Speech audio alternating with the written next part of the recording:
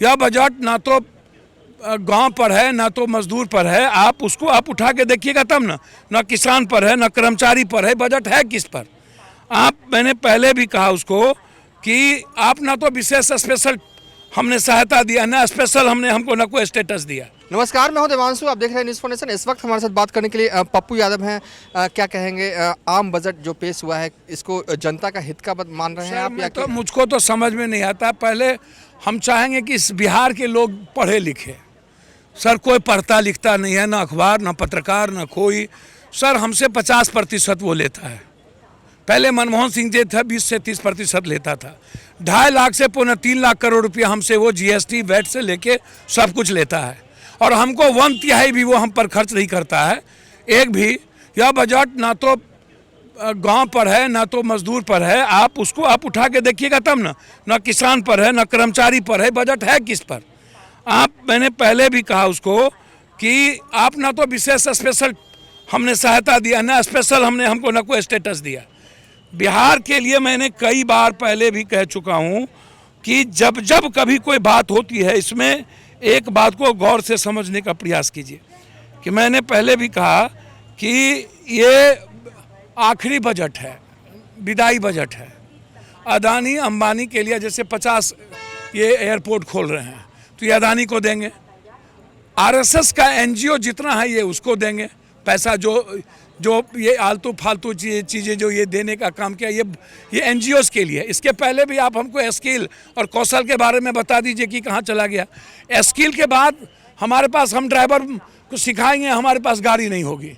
ये banking system पर कोई बात ही करते नहीं हैं। स्किल के बाद हमको रोजगार का कहाँ मिलेगा इस पर कोई बात करते नहीं है। तो स्किल तो ये एनजीओ को दे रहे हैं ना, और एनजीओ के द्वारा हमको कह रहे हैं कि स्किल सिखाओ।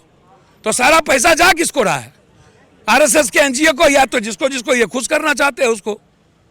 आप एक बजट का नाम बता दीजिए बिहार के लिए इन्होंने क्या दिया।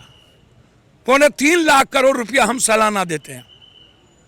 क्या समझता है बिहार को ये? बिहार के बगैर भारत की अर्थव्यवस्था या भारत बन जाएगा? या जितना हम बेवकूफ़ हम लोग हैं तो हैं हमको बस हमको इतना ही कहना है इस मामले में, और उस पर कुछ नहीं, कि ये कंप्लीट रूप से घालमेल तालमेल है पूंजीपतियों और मोदी जी के बीच का। India is Adani, Adani is India. कभी हिटलर कहा करते थे कि मुझ पर नहीं, अब हमला नहीं है, ये हमला जर्मनी पे है। अब अदानी कहता है हम पर हमला नहीं है। अदानी भी बोलने लगे इंडिया पर हमला है। जो मोदी जी सेंटीमेंट को हिटलर वाले, तो अब तो मोदी जी अपने जो अदानी आपका सबसे बेहतर मैनेजर जहां सब पैसा लगाए हैं उसको कहिए कि तुम इंडिया का पीएम बन जाओ और हमको कंप्लीट रूप से अब मालिकियत हम जो तुम्हें पूंजी दिए थे वो सब हमको दे दो। किसानों के लिए कुछ नहीं, जिस तरीके से मॉडर्न बनाने की बात कही जा रही है बजट सर में। मुझको तो समझ कौन सा मॉडर्न? किसान है ही नहीं। 80-90% आप खुद ही मोदी कहते हैं कि हम 85% को 10 किलो अनाज और आटा देते हैं तब भारत चलता है। 1 बीघा कट्ठा किसान नहीं है। बट्टेदार दिहाड़ी मजदूर बंधुआ मजदूर है। बट्टेदार को ये दे रहे हैं, पप्पू यादव के बाप को न देंगे। हमारे पास जो बट्टेदार है उसके लिए क्या है, और किसान है कितना?